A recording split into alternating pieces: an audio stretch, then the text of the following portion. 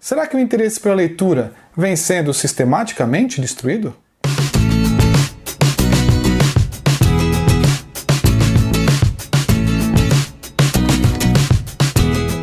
Olá pessoal, eu sou Daniel Pedrosa e esse é mais um Literatura na Prática. Hoje falando de Fahrenheit 451, um clássico da literatura de ficção científica. Em primeiro lugar, quem está chegando agora, convido a curtir o vídeo, a se inscrever no canal, para ajudar a gente aí a fazer o canal crescer, isso é muito importante.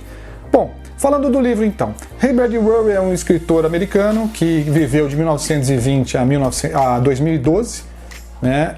Ele escreveu cerca de 11 livros, vários contos, né? Teve muitas interpretações inclusive para vídeo, né? Para cinema e para televisão. É um autor de ficção científica, né? Além desse livro de Fahrenheit, também famoso dele são as Crônicas Marcianas.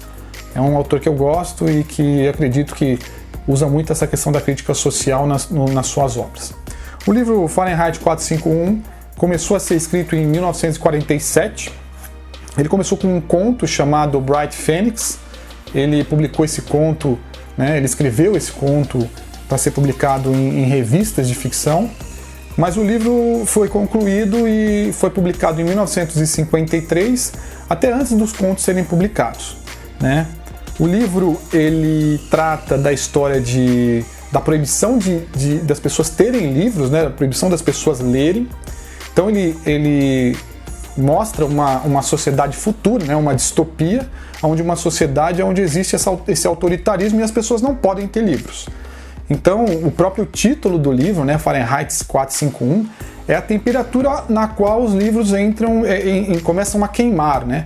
Então, o livro tem essa colocação direta com a questão da queima de livros.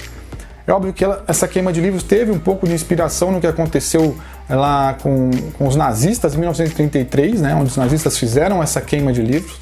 Hitler ordenou que os livros fossem queimados, é sinal de autoritarismo claro. Então o livro Bradbury se inspirou um pouco nisso. Ele fala que a história do livro em si, né, ele criou a história do livro com foco em entender, né, em demonstrar que a televisão, né, e todas essas mídias que estavam nascendo na época estavam aí matando, destruindo o interesse pela leitura. Então, essa analogia, se você trouxer para hoje, ela está até mais forte do que estava naquela época, né? Hoje nós temos outras mídias, muitas outras mídias que concorrem com o livro. Então você tem o streaming, você tem o YouTube, você tem as assinaturas de TV, né? As TVs abertas. Então você tem uma série de outras mídias, né? Que acabam podendo sim destruir o interesse pela literatura, né? Interesse pela leitura. Então acho que essa visão que ele teve na época foi uma sacada excelente. Hoje a gente percebe isso. Existem várias vertentes, algumas vertentes dizem que na verdade o que está acontecendo é que os livros estão sendo passados para essas mídias. Então as pessoas estão começando, ao invés de ler, elas estão assistindo aquilo que é escrito. E quando elas se interessam muito pelo tema, inclusive vão procurar os livros. E aí os livros acabam também tendo aí um pouco de crescimento no interesse. Então existe aí um pouco de discussão sobre o assunto. Se quiserem deixar aí no comentário as suas opiniões sobre isso, eu acho que é um debate bem legal. Mas o fato é que realmente a concorrência com a leitura é muito forte. O personagem principal desse livro se chama Montag. O Montag ele faz parte de um grupo de bombeiros e nesse livro os bombeiros não são aqueles que apagam incêndio, né? Os bombeiros na verdade são as pessoas que queimam os livros. São o trabalho deles, né? Eles são designados a queimar livros. O Montag começa queimando esses livros, mas aí ao longo do livro ele vai entendendo o significado e por que os livros existem e que benefício eles podem trazer, e isso acaba mudando um pouco. Então o livro ele tem essa dinâmica. De interessante que eu vejo no livro, alguns pontos interessantes. Um deles é a existência de uma máquina chamada sabujo, que é um cachorro que detecta os livros, né? Encontra os livros, encontra as pessoas que têm livros.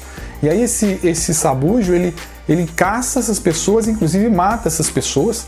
Então hoje você vê que essa tecnologia, né, de robótica, né, autômatos em forma de cachorro já existe. Então foi uma sacada do autor interessante, não sei como ele previu isso, mas chega a ser amedrontador, né, essas imagens de cachorros que se parecem parece que tem vida, né? Cachorros mecânicos parecem que têm vida.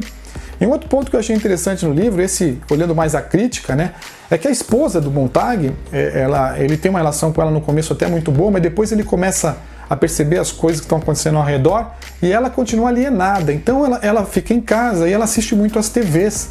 Existem a grande mãe, né, uma grande TV que compartilha tudo e até vigia eles, alguma coisa meio que Big Brother, alguma coisa aí de George Orwell.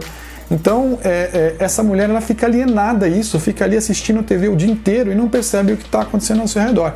É como se os governantes desse futuro, né, distópico, quisessem que as pessoas ficassem realmente alienadas ali.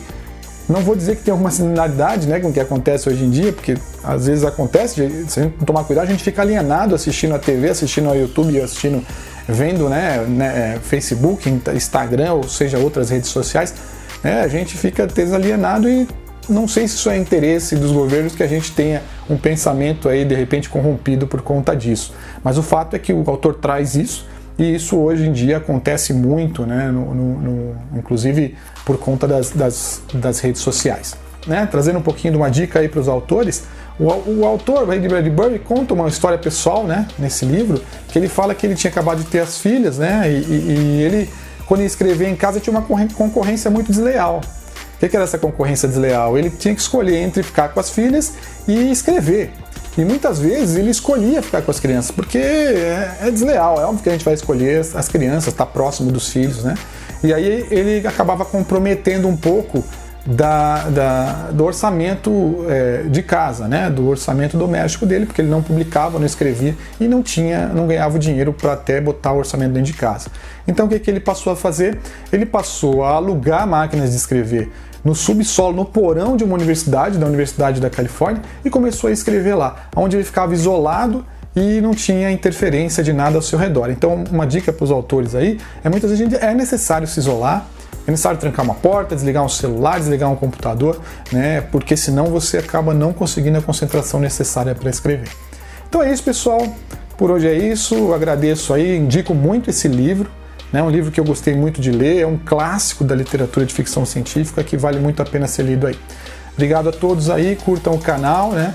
Ativem o sininho para receber as notificações e até a próxima história.